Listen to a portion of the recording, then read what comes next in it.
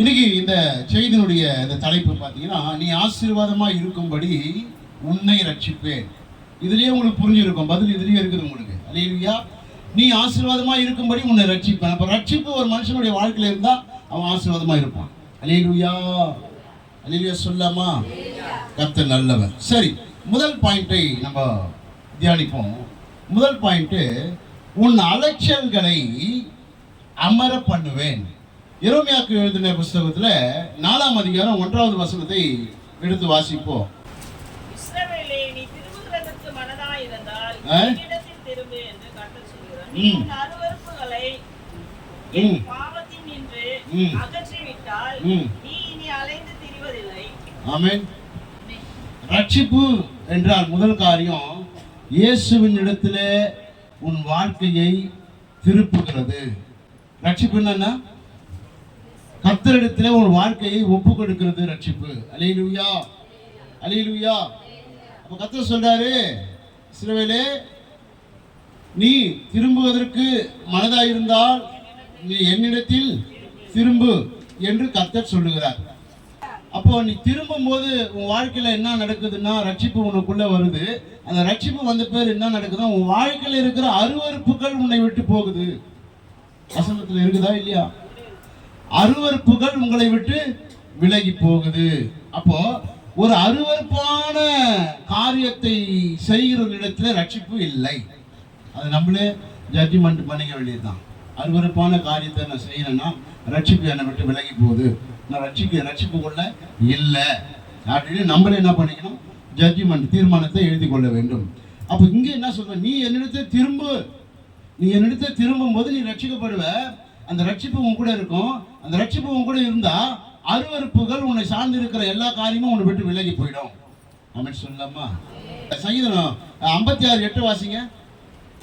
என் அலைச்சல்களை தேவரீர் எண்ணி இருக்கிறீர், என் கண்ணீரை உம்முடைய துருத்தியில் வையும், அவைகள் உம்முடைய கண்களில் அல்லவோ இருக்கிறது.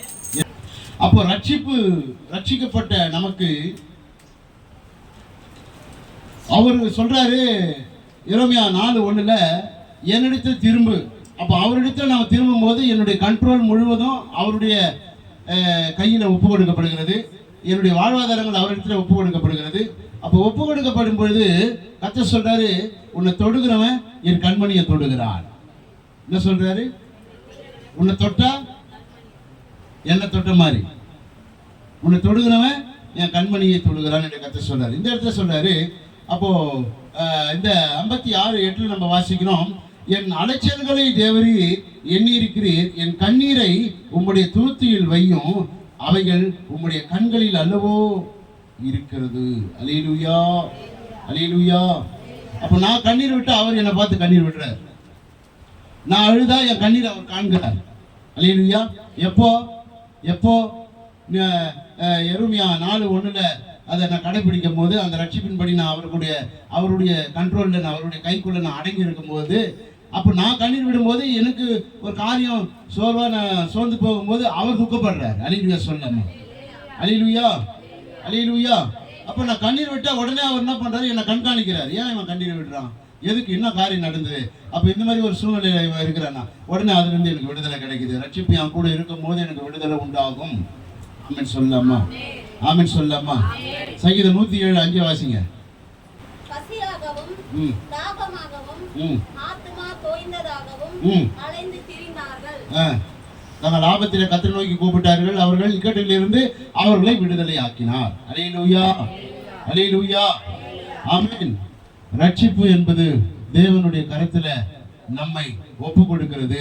அவருடைய கரத்தில் நாம் இருக்கும் பொழுது, அவருடைய கருத்துல நம்ம இருக்கும் பொழுது நான் பசியா இருக்கிறது இல்லை, நான் அழைத்து திரிகிறது இல்லை. ஏன்னா இந்த இடத்துல கர்த்தருடைய வார்த்தை சொல்லுது, நீ ஆபத்துல கர்த்தரை நோக்கி கூப்பிடுவேன், கர்த்தர் எனக்கு செவி கொடுப்பார், என்னை மீட்டெடுப்பார், என்னை செம்மையான பாதையில என்னை நடத்துவார். அல்லேலூயா, அல்லேலூயா, அல்லேலூயா. கர்த்தர் நல்லவர், கர்த்தர் நல்லவர் சொல்லலாமா? இதுக்கு உதாரணமாக ஒரு ரெஃபரன்ஸ் உங்களுக்கு கொடுக்குறேன். ஆதியாகமத்தின் புஸ்தகத்துல 21ஆம் அதிகாரம் 14வது வசனத்துல நீங்க யாராவது ஒருத்தர் எடுத்து வாசிங்க. ஆபிரகாம் அதிகாலையில் எழுந்து அப்பத்தையும் ஒரு துருத்தி தண்ணீரையும் எடுத்து ஆகாருடைய தோளின் மேல் வைத்து பிள்ளையையும் ஒப்பு கொடுத்து அவளை அனுப்பிவிட்டான். ஆ. அவள் புறப்பட்டு போய் ம். பெயர்செபாவின் வனாந்திரத்திலே அலைந்து திரிந்தாள். ம். துருத்தியில் இருந்த தண்ணீர் செலவழிந்த பின்பு ம். அவள் பிள்ளையை ஒரு செடியின் கீழே விட்டு, ஆ. பிள்ளையை சாகிறதை நான் பார்க்க மாட்டேன் என்று ஆ. எதிரான அம்பு பாயும் தூரத்திலே போய் உட்கார்ந்து சத்தமிட்டு அழுதாள். ஆ. தேவன் பிள்ளையின் சத்தத்தை கேட்டார். கேட்டார். தேவதூதன் வனாந்திரத்திலிருந்து ஆகாரை கூப்பிட்டு, கூப்பிட்டு, ஆகாரே, ஆகாரே, என்ன சம்பவித்தது? என்ன சம்பவித்தது? பயப்படாதே. பயப்படாதே. பிள்ளை இருக்கும் இடத்திலே என்னை தேவன் கொண்டு அவன் சத்தத்தை கேட்டார். ஆ. பிள்ளை இருக்க இடத்துல தேவன் சத்தத்தை கேட்டார். ஆமென். நீ எழுந்து ஆ. பிள்ளையை எடுத்து ம். அவனை உன் கையினால் பிடித்துக் கொண்டு போ, ஆமென். அவனை பெரிய ஜாதி ஆக்குவேன் என்றார். ஸ்தோத்திரம் சொல்லலாமா? ஹல்லேலூயா. ரட்சிப்பு உங்ககிட்ட இருந்ததுன்னா உங்களை பெரிய ஜாதி ஆக்குவார். உங்க கையை பிடிச்சிருவார். அல்லேலூயா. ஆமென். உங்க கையை பிடிச்சி நடத்துவார். அல்லேலூயா சொல்லலாமா? ரட்சிக்கப்பட்டவனுக்கு பாருங்க, உன் சந்ததிய என்ன பண்ண போற? ஆசீர்வதிப்பேன்னு சொல்றார். அல்லேலூயா. அப்ப ரட்சிப்பு எனக்கு இருந்தா என் பிள்ளைங்க ஆசீர்வாதமா இருக்கும், என் பேர பிள்ளைங்க ஆசீர்வாதமா இருக்கும், என்னுடைய சந்ததிகள் ஆசீர்வாதமா இருக்கும். இப்ப ரட்சிப்பு என்கிற இந்த தலை சீராவை நான் அணிந்து கொள்ளும் பொழுது, இந்த ரட்சிப்பு என்கிற இந்த தேவனுடைய பிரமாணம் என்னை ஒவ்வொரு நாள் புடமிட்டு, என்னை ஆபத்தில் இருந்து தூக்கி, என்னை பசியில் இருந்து தூக்கி, என்னை வியாதியில் இருந்து தூக்கி, என்னை ஒவ்வொரு நாளும் அழகாகவும் ஆசீர்வாதமாகவும் என்னை நடத்துகிறது. ஆமென் சொல்லலாமா? சரி, இரண்டாவது காரியத்துக்குள்ள நம்ம கடந்து போவோம். உன் சாபத்தை உன்னை விட்டு நீக்கி போடுவார். எத்தனை பேர் நம்புறீங்க? சாபத்தை நீக்குவாருங்க. ஆமென். 2 பேர் தான் நம்புறீங்களா? 2 பேர் தான் நம்புறீங்களா? உன் சாபத்தை நீக்குவார். மீதி பேர் அப்படியே சாபத்திலே இருக்க போறீங்களா? அல்லேலூயா சொல்லலாமா? அல்லேலூயா சொல்லலாமா? ரட்சிப்பு உங்க வாழ்க்கையில இருக்கும் போதே உன் சாபத்தை நீக்கி போடும். நீதிமொழியில் 26:2 எடுத்து வாசிங்க.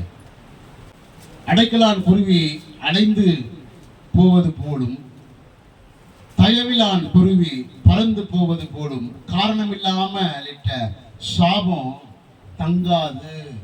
ஆமென் சொல்லலாமா? ஆமென் சொல்லலாமா? அல்லேலூயா.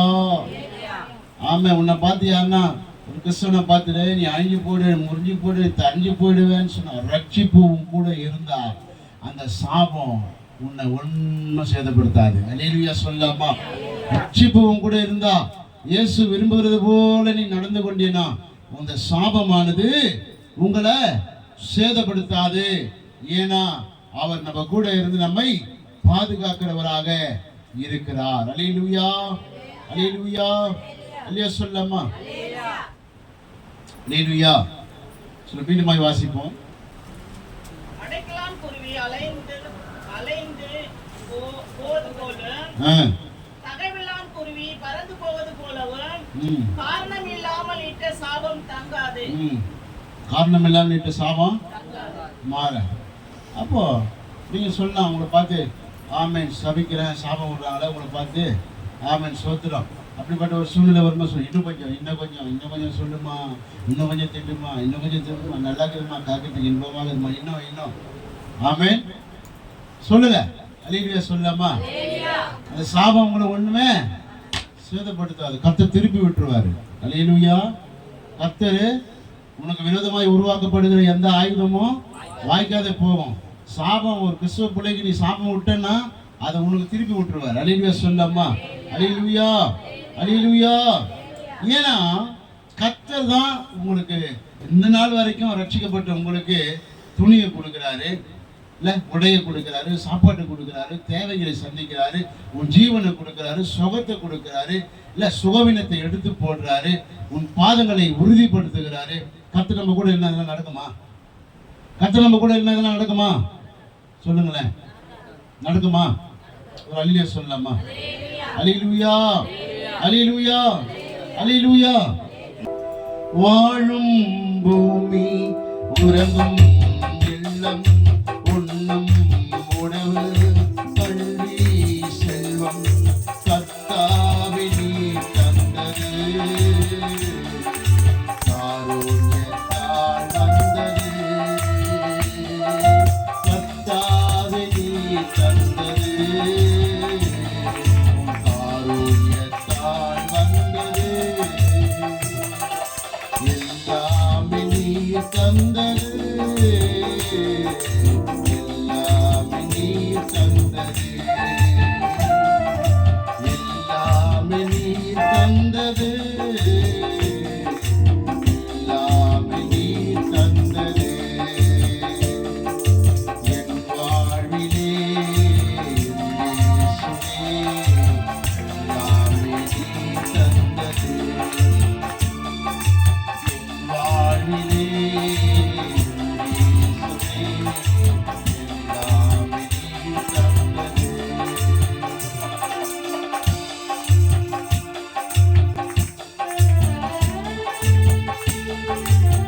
எல்லாமே எனக்கு அவர் தான் கொடுத்துருக்கிறார்.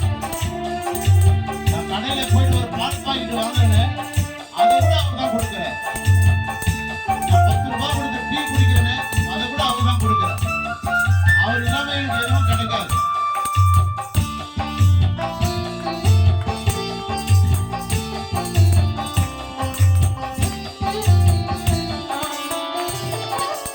உண்மை அன்பு உணர்வுள்ள இதயம், உம்மை நோக்கி பார்க்கும் உள்ளாடை. உண்மை அன்பு உணர்வுள்ள இதயம், உம்மை நோக்கி பார்க்கும் உள்ளாட எண்ணம். உன்னதரே நீர் தந்தது, அன்பால் தான் வந்தது. உன்னதரே நீர் தந்தது, அன்பால் தான் வந்தது. எல்லாமே நீர் தந்தது. எல்லாம் சேர்ந்து பாடுவோம். எல்லாமே நீர் தந்தது, எல்லாமே நீர் தந்தது,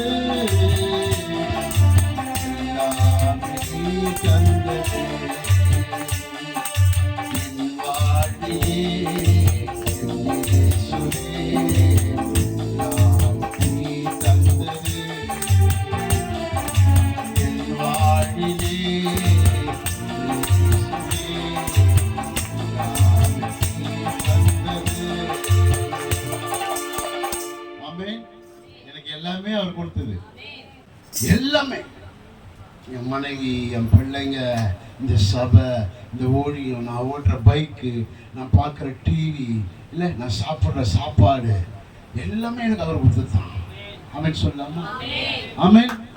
2012 கொடுக்க ஆரம்பிச்சாரு, இது வரைக்கும் நிறைவா கொடுக்கிறார். அல்லேலூயா, அல்லேலூயா, அல்லேலூயா. கர்த்தர் நல்லவர். இந்த அற்புதத்தை செய்கிறவர் எப்படி எனக்கு கொடுக்கிறாருன்னா, ரட்சிப்பு எனக்குள்ள இருக்கிறதுனால கர்த்தர் எனக்கு கொடுக்கிறார். என்னுடைய சாபத்தை நீக்கி போட்டிருக்கிறார். அல்லேலூயா, அல்லேலூயா, அல்லேலூயா. எரேமியாவுக்கு எழுதின புத்தகம் 13ஆம் அதிகாரம் 2வது வார்த்தையை நம்ம வாசிப்போம். அவர்கள் என்றைக்கும் அந்த சாபத்தை ஆசீர்வாதமாக திருப்பின எங்கள் தேவனுடைய சபை உடலாகாது என்று எழுதியிருக்கிறதாக காணப்பட்டது. உன்னை பார்த்து வந்த சாபம் விடுறான்னு வச்சுங்க, உங்களை பார்த்து வந்த சாபம் விடுறான்னு வச்சுங்களேன், நீங்கள் கவலையே படக்கூடாது. நீங்கள் என்ன பண்ணக்கூடாது? கவலை படவே கூடாது. இப்போ நான் ஏற்கனவே உங்களுக்கு சொன்னேன். என்ன சொன்னேன்னா, ஆதியாகமம் 21:14 சொன்னேன், உனக்கு விடுற சாபத்தை அவங்களுக்கு திருப்பிடுவான்னு சொன்னேன். அதை இங்கே உறுதிப்படுத்துகிறார் நெகமியால. உனக்கு இட்ட சாபத்தை என்ன பண்ணுவேன்? அப்படியே டைவர்ட் பண்ணிடுவேன். அல்லேலூயா. ஒன்றும் மாந்திரிகம் ஒன்றும் உங்களை சேதப்படுத்தாது. இன்னைக்கு நிறைய கிறிஸ்தவன் மாந்திரிகத்தை தேடி ஓடிட்டு இருக்கிறான். இன்னைக்கு அழைத்தவரை நம்பாமல் அழிந்து போகிறவனை தேடி ஓடிக்கொண்டு இருக்கிறான் கிறிஸ்தவன். அல்லேலூயா. எதுவும் உன்னை சேதப்படுத்தாது. அல்லேலூயா. சாபம் உன்னை சேதப்படுத்தாது, மந்திரம் உன்னை சேதப்படுத்தாது, மாந்திரிகங்கள் உன்னை சேதப்படுத்தாது. ஏன்னா ரட்சிப்பு உங்க கூட இருக்குது. ரட்சிப்பு உங்க கூட இருக்குது. ரட்சிப்பை உண்டாக்கினவர் உங்க கூட இருக்கிறாரு. ஒருபோதும் உங்களுக்கு ஒரு குறைவும் இல்லாம அப்பா ஜீசஸ் உங்களை நடத்துவார். அல்லேலூயா, அல்லேலூயா. உபாகமத்தின் புஸ்தகத்துல 30ஆம் அதிகாரம் 19வது வசனத்தை நம்ம வாசிப்போம். நான் ஜீவனையும் மரணத்தையும் ஆசீர்வாதத்தையும் சாபத்தையும் உனக்கு முன் வைத்தேன் என்று உங்கள் மேல் வானத்தையும் பூமியையும் இன்று சாட்சி வைக்கிறேன். ஆகையால் நீயும் உன் சந்ததியும் பிழைக்கும்படிக்கு நீ ஜீவனை தெரிந்து கொண்டு. ஆமென் சொல்லம்மா. ஆமா, நீங்க நல்லா இருக்கிறதுக்காக, நீங்க ஆசீர்வாதமா இருக்கிறதுக்காக உங்களுக்கு எதை வைக்கிறார் சாட்சியா? வானத்தையும் பூமியை வைக்கிறாரு. ஏன்? வானம் அவருடைய சிங்காசனம், பூமி அவருடைய பாதப்படி, காற்றும் கடலும் அவருடைய வார்த்தைக்கு கீழ்ப்படுகிறது. இப்போ அவரால் உண்டாக்கப்பட்டது தான் நமக்கு சாட்சி. அவரால் உண்டாக்கப்பட்டது தான் நமக்கு சாட்சிகளாய் காணப்படுகிறது. தேவன் நல்லவர், தேவன் கிருபை உள்ளவர், தேவன் இரக்கம் உள்ளவர். அதனால எந்த சாபமும் ஒரு கிறிஸ்தவனை என்ன பண்ணாது, அசைத்து பார்க்க முடியாது. ஆனாலும் ரட்சிப்பும் கூட இல்லைன்னா, தேவ மனுஷனை, தேவ ஊழியனை நீ சபிச்சேனா பல தலைமுறையினுடைய சாபம் உன் தலைமையில விழும். தேவ ஊழியக்காரனை நீ குறை பேசினா பல தலைமுறைக்கு உன் சந்ததியினுடைய சாபங்களை கர்த்தர் உன் மேல வைப்பார். அல்லேலூயா, அல்லேலூயா. இதை அசைச்சு பார்க்க முடியாது. நீர் கிறிஸ்தவனா இருந்தாலும் அந்த சாபத்தை கர்த்தர் உன் மேல வச்சிடுவார். அல்லேலூயா. அதுல இருந்து மீளவே முடியாது. அல்லேலூயா. அப்போ கர்த்தர் உங்களை எச்சரிக்கிறார். ஆமென். என்ன எச்சரிக்கிறார்னா, நீங்க என்ன பண்ணணும்? எச்சரிக்கையாக உங்களுடைய ரட்சிப்பை காத்து கொண்டு நடக்க வேண்டும். அல்லேலூயா, அல்லேலூயா. கிறிஸ்தவ ஜீவியம் என்பது நீ நினைக்கிற மாதிரி ஆசீர்வாதமாய் நடக்கக்கூடிய ஒரு ஜீவியம் கிடையாது. கிறிஸ்தவ வாழ்க்கை என்பது சுகபோகமான ஒரு வாழ்க்கை கிடையாது. கிறிஸ்தவ வாழ்க்கை என்பது உண்மையான ஒரு வாழ்க்கை, பரிசுத்தமான ஒரு வாழ்க்கை, பாவமில்லாத ஒரு வாழ்க்கை, ரட்சிக்கப்படுகிற ஒரு வாழ்க்கை, மற்றவர்களை வழிநடத்தக்கூடிய ஒரு வாழ்க்கை, நீ பரலோகத்துக்கு எடுத்துக்கொள்ளப்படுகிற ஒரு வாழ்க்கை. அல்லேலூயா. மற்றவர்கள் எல்லாம் பரலோகம் என்பது கிடையாது. ரட்சிக்கப்பட்டவனுக்கு பரலோகத்துல இடம் உண்டு. அல்லேலூயா. அப்போ உன்னுடைய ரட்சிப்பை காத்து சாட்சியாய் நடக்கும்போது, தேவனுக்கு உண்மையாய் நடக்கும்போது, பரிசுத்த ஆவியானவருடைய கர்த்தருடைய கட்டளைகளை, பிரமாணங்களை நீ நிறைவேற்றி இந்த பூமியில நீ நடக்கும் பொழுது, உன்னை நீ சாட்சியாய் வைத்துக் கொள்ளும் போது, கர்த்தர் பரலோகத்திலே உனக்காக ஒரு இடத்தை ஆயத்தம் பண்ணி வைக்கிறது உறுதி. அல்லேலூயா, அல்லேலூயா. அப்ப இப்படிப்பட்டவர்களுக்கு சாபம் ஒன்னும் செய்யாது, செய்வன ஒன்னே செய்யாது, மாந்திரிகம் ஒன்னும் செய்யாது. அல்லேலூயா சொல்லமா.